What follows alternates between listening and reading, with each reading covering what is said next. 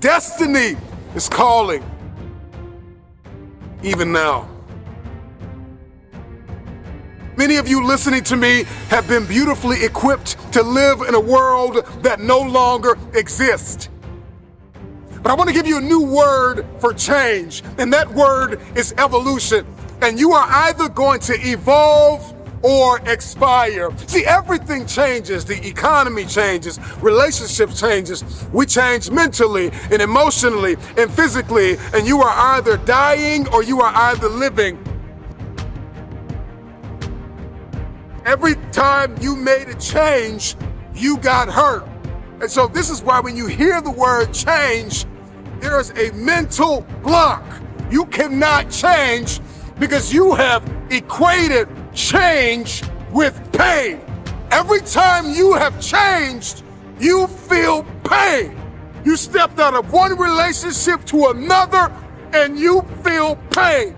You leave one neighborhood to another and you feel pain. You go from one job to another and you feel the fire of transition. So every time you hear the word change, you see pain.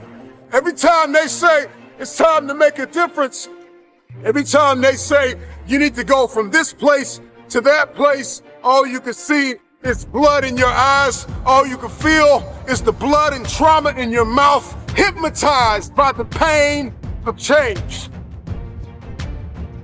Evolve your belief system. Change is not pain. See change as growth. See change as transformation. See change as evolution. See change as necessary. See change as critical. See change as inevitable. And the more and more you start to see that change is not pain, you're going to see transformation. Your life's going to experience a quantum leap because now, even though in your childhood you were traumatized because of change, your history is not your destiny. See, those of you who will evolve, who are willing to evolve, you will inherit the future. Those of you who are willing to take everything you do to the next level, you will inherit the future. It is the individual who is willing to become more. Change is inevitable, and you are either changing for the worse or changing for the better. You decide. Change is an invitation to the future. If I can change, I can have my future.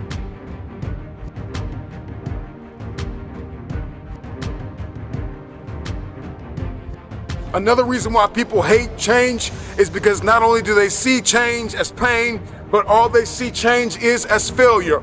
And it's because every time you've made a change, you have failed. And you have to start identifying change with a new layer of belief.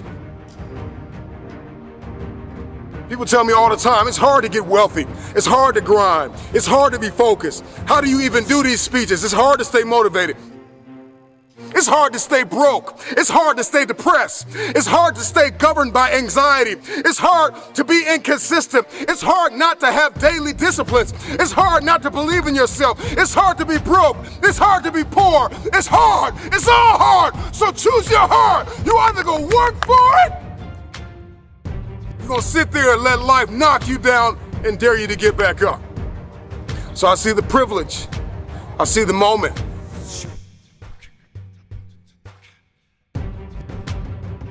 I see change as pleasure. I see change as transformation. I see change as evolution. I see change as beauty, brilliance. I see change as the future. I see change as necessary. I see that if I don't change, there is a generation of people who are going to be stuck in the same place if I don't evolve.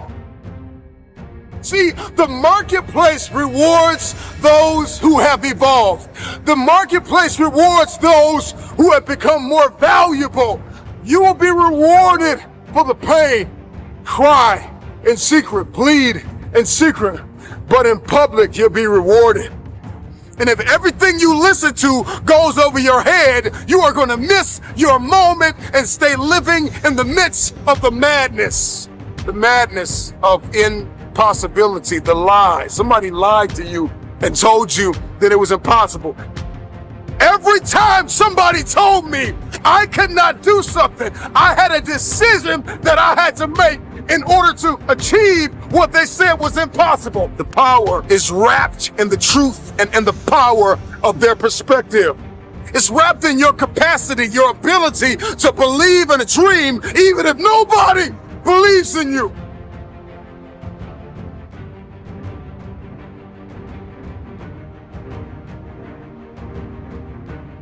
Destiny is calling.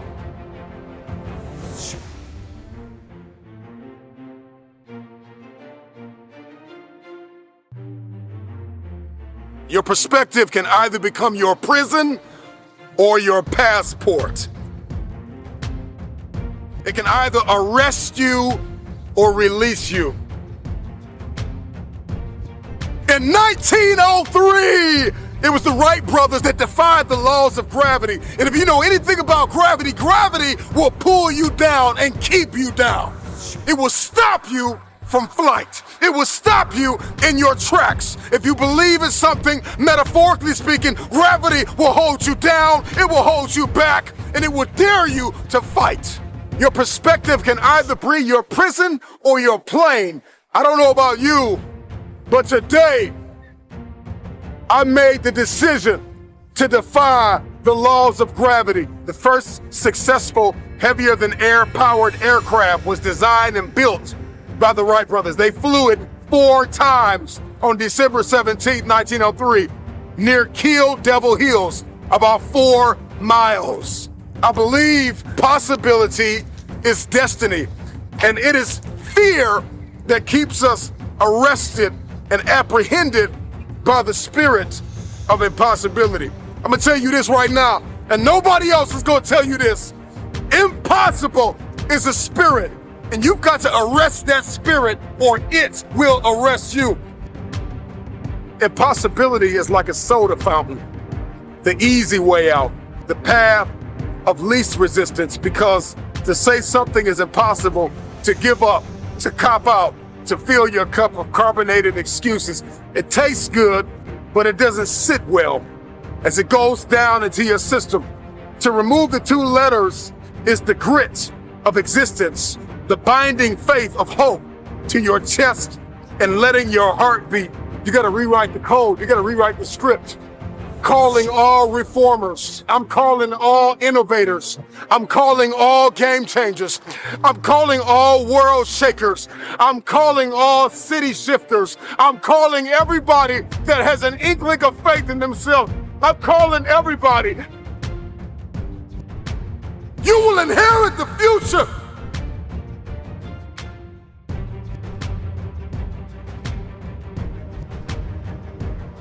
We gotta rewrite the code in our soul, because it's a matter of the soul, it's a matter of the will.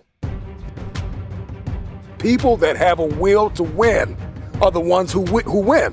These are the people that see the future.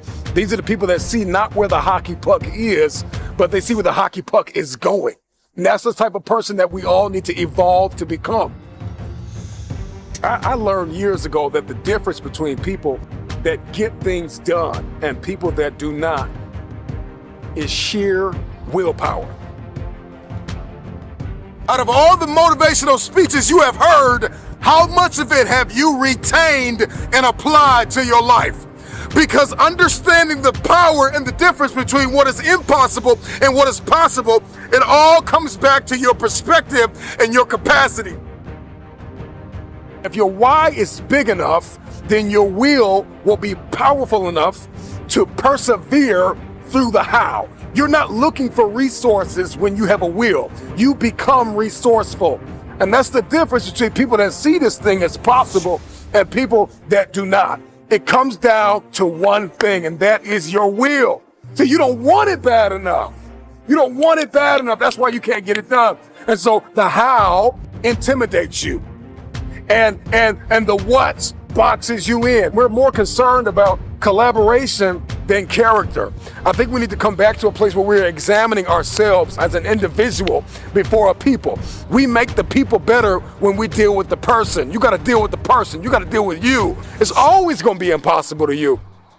if you don't see the power of your will and the power of your why.